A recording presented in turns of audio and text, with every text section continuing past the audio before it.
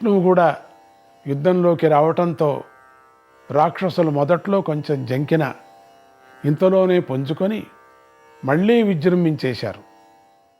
కానీ తన రథం కుదుటపడి మళ్ళీ ఆకాశంలో పరుగులు తీయటంతో రుద్రదేవుడి ఉత్సాహం రెట్టింపై 3 దివ్య బాణాలను తీసుకొని ఒకదానిలో సత్యాన్ని, మరో దానిలో ప్రణవ యోగాన్ని, ఇంకొక దానిలో ఉగ్రమైన తపస్సును సమీకరించి వాటికి బ్రహ్మాస్త్రాన్ని కూడా అనుసంధానం చేసి ఆ 3ంటిని 3 పట్టణాల మీదికి అనూహ్యమైన వేగంతో ప్రయోగించాడు.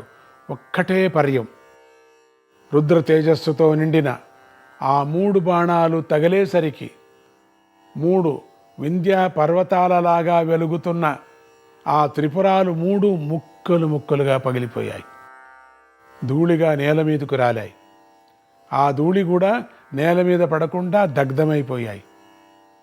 ఈ శుభ పరిణామానికి ఆనంద పులకితమైనటువంటి దేవతలు, పురుషోత్తమ శంకరదేవ, మా శత్రువులు అందరినీ ఎప్పటికప్పుడు నువ్వే సంహరిస్తూ ఉండు అంటూ రకరకాలుగా స్తోత్రం చేశారు.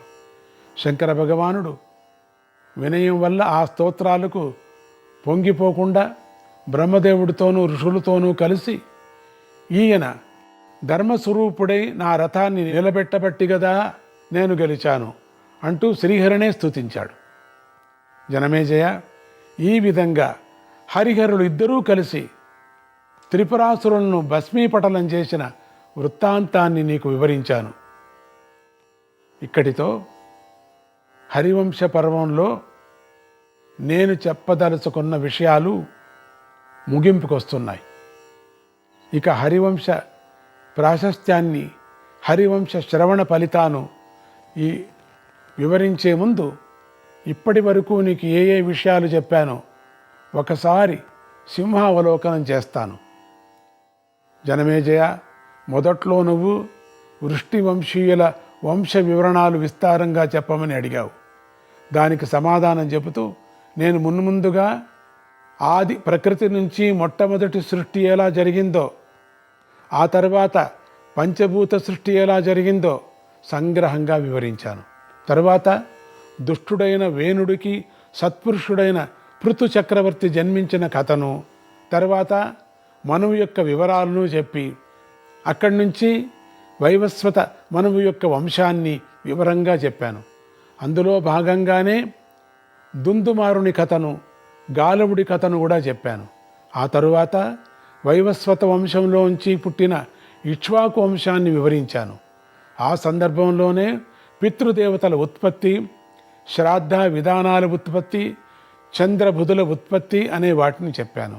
తర్వాత అమావసు వంశ చరిత్రను, ఆ సందర్భంగా దేవేంద్రుడి రాజ్యభ్రంశం, నౌక్షుడి తాత్కాలిక ఇంద్రత్వం, తరువాత మళ్ళీ పూర్వపు ఇంద్రుడి పునఃప్రతిష్ఠ అనేవి చెప్పాను. ఆ తర్వాత వృద్ధ క్షత్రుని వంశాన్ని వివరిస్తూ దానిలో దివోదాస చరిత్రను కూడా చెప్పి అక్కడి నుంచి పూర్వ వంశాన్ని కీర్తించాను. ఈ పూర్వ వంశంలో పుట్టినవాడే యదువు. యదువంశంలోనే శ్రీకృష్ణుడు జన్మించాడు. కనుక ఈ వరుసలోనే శ్రీకృష్ణ ఆవిర్భావ ఘట్టాన్ని కూడా వివరించాను. శ్రీకృష్ణ చరిత్రలో భాగంగా శమంతకమణి వృత్తాంతాన్ని ప్రస్తావించి ఆ ప్రసక్తిలో విష్ణుమూర్తి యొక్క అవతారగాథలను సంక్షేపంగా ప్రస్తావించాను. ఆ సందర్భంలోనే దేవలోకలో జరిగినటువంటి తారకామయము అనేటువంటి పేరు గల దేవాసుర సంగ్రమాన్ని వర్ణించి ఆ తరువాత బ్రహ్మలోక వర్ణన, శ్రీ మహావిష్ణువు యోగనిద్రలో నుంచి లేవడం, లేచిన శ్రీహరి బ్రహ్మదేవుడికి కొన్ని సూచనలు చేయడం అనేవి కూడా చెప్పాను.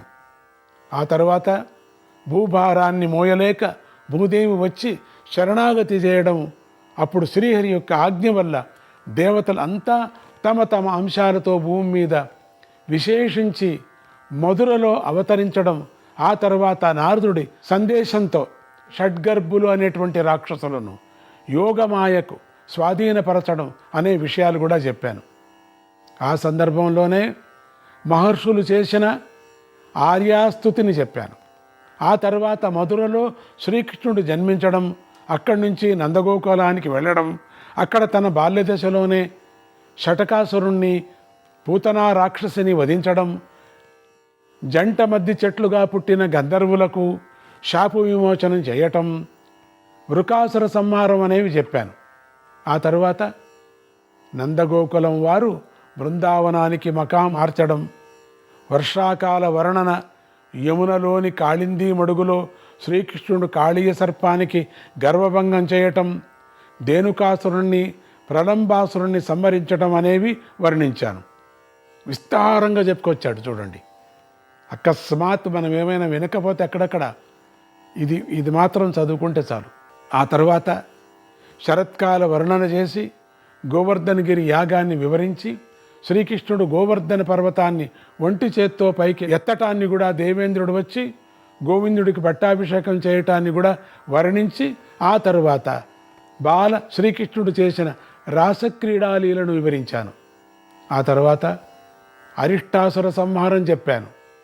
ఇక కంసుడు తన దూతగా అక్రూరుణ్ణి బృందావనానికి పంపడం, కంసుడికి అంధకుడనే వృద్ధ యదువీరుడు హితోపదేశం చేయటం, శ్రీకృష్ణుడు చేసిన కేశీ రాక్షసుణ్ణి సంహారం అనేవి కూడా చెప్పాను.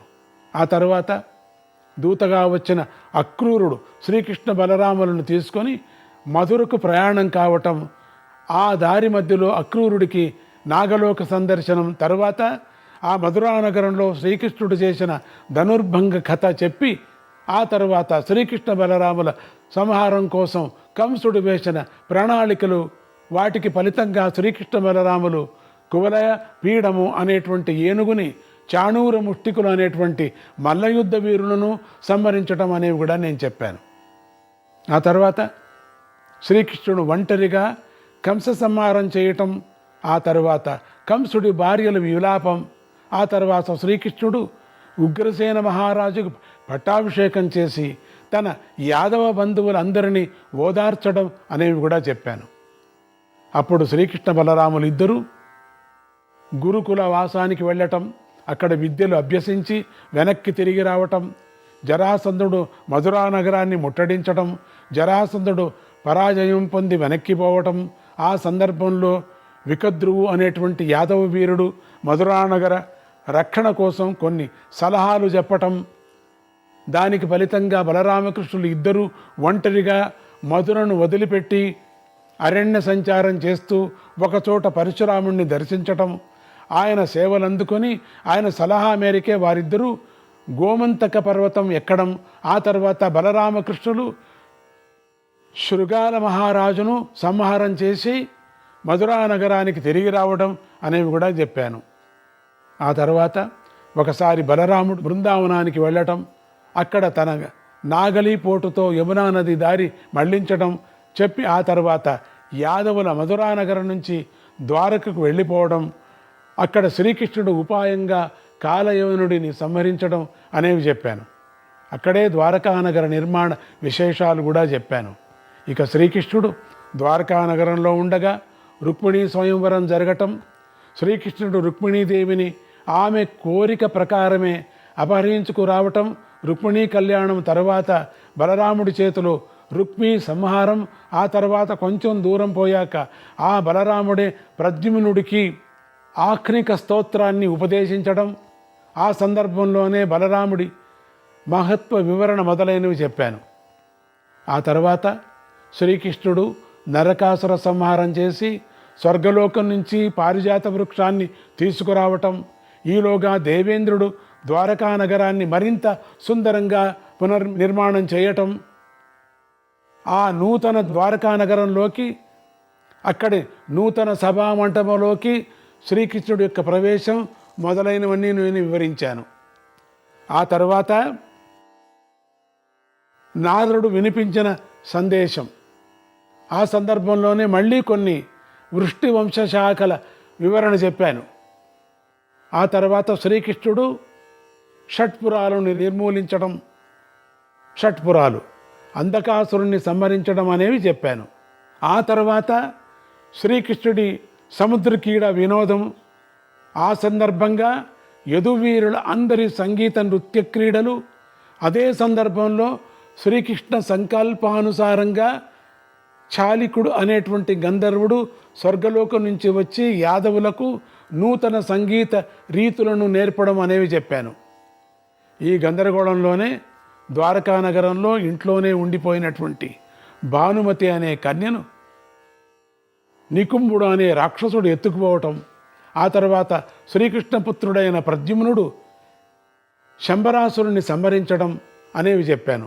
ఆ తర్వాత శ్రీకృష్ణుడు సమస్త రాజుల సభలో ఉండగా నారద మహర్షి వచ్చి ధన్యోపాఖ్యానం అనే పేరుతో శ్రీకృష్ణుడి విష్ణుత్వాన్ని అందరికీ తెలిసేటట్లు విష్ణుతత్వాన్ని చెప్పడం, వాసుదేవుడు మహత్వము, ఆ తర్వాత బాణాసురుడితో యుద్ధము అనేవి వివరించాను. ఇక హరివంశంలోని 3వ పర్వమైనటువంటి భవిష్య పర్వంలో భవిష్య రాజవంశీయుల చరిత్రలు, కలియుగ వర్ణన, శ్రీహరి నాభిలో నుంచి పద్మం ఉద్భవించడం, ఆ తర్వాత వారాహ నారసింహ వామన అవతార రావడం అనేవి చెప్పాను.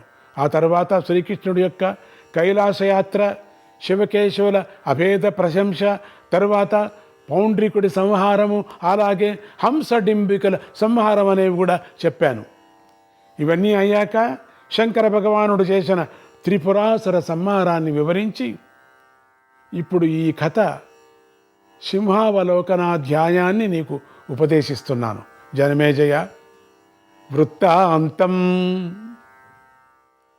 శృణయాద్యస్తు సాయం ప్రాత సమాహితః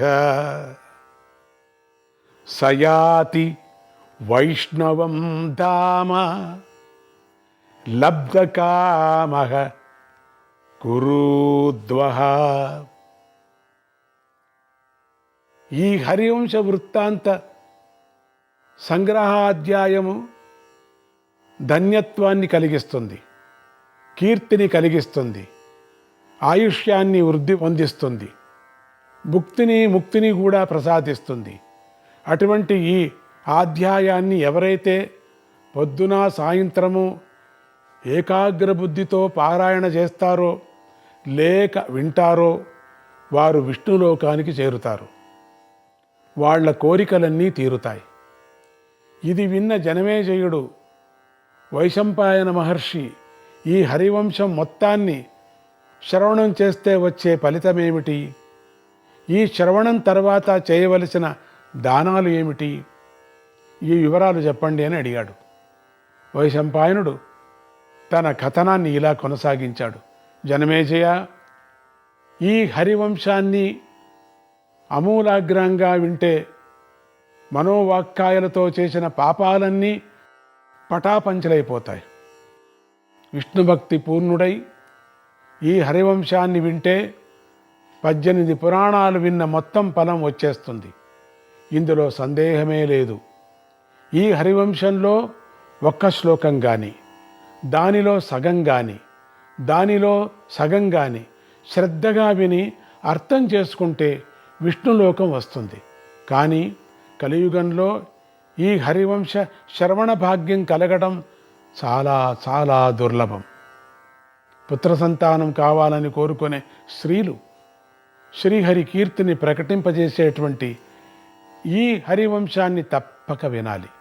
ఇక ఈ హరివంశ శ్రవణం వల్ల రావలసిన ఫలితం పరిపూర్ణంగా రావాలనుకుంటే ఆ శ్రోత తన శక్తి కొద్దీ హరివంశం వినిపించిన ప్రవచనకర్తకు సువర్ణదానం చేయాలి, గోదానం చేయాలి, వస్త్రదానం చేయాలి, భూదానం చేయాలి. చేసే దానం ఏదైనా సరే సగౌరవంగా చేయాలి. ఈ హరివంశం విన్నవాడికే కాదు, వినిపించిన వాడికి కూడా విశేష పుణ్యం ఉంది. ఇద్దరికీ పాపాలు పోతాయి, విష్ణులోకం లభిస్తుంది. 11 తరాల వరకు ఇద్దరి పితృదేవతలు తరిస్తారు. ఈ హరివంశ శ్రవణానంతరం హరివంశ శ్లోక సంఖ్యలో 10వ వంతు హోమం చేయాలి.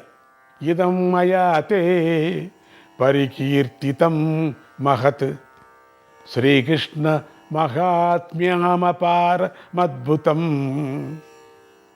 శృణ్వన్ పఠన్నాశు సమాప్నుయాత్ ఫలం యచ్చాపి లోకేషు సుదుర్లభం మహత్. యచ్చాపి లోకేషు సుదుర్లభం మహత్. ఈ ఫలశ్రుతిని మళ్ళీ వినండి. ఇదం మయా తే పరికీర్తితం మహత్ శ్రీకృష్ణ మాహాత్మ్యం అపారమద్భుతం. శ్రీకృష్ణ మాహాత్మ్యమపారమద్భుతం. శ్రీకృష్ణ మాహాత్మ్యమపారమద్భుతం. శృణ్వన్ పఠన్నాశు సమాప్నుయాత్ ఫలం యచ్చాపి లోకేషు సుదుర్లభం మహత్. జనమేజయ, నీకు వివరించిన ఈ హరివంశంలో అగాధము ఆశ్చర్యకరము అయినటువంటి శ్రీకృష్ణ మహాత్మ్యం ఉంది. ఇలాంటి ఈ గాథను విన్నా చదివినా కూడా ఇతరులు ఎవరికి దొరకనంత దుర్లభమైన మహాఫలితము లభిస్తుంది. హరివంశము భవిష్య పర్వము సమాప్తము. నారాయణ నారాయణ హరే కృష్ణ. హరివంశము సర్వము సమాప్తము. నారాయణ హరే కృష్ణ. నారాయణ హరే కృష్ణ.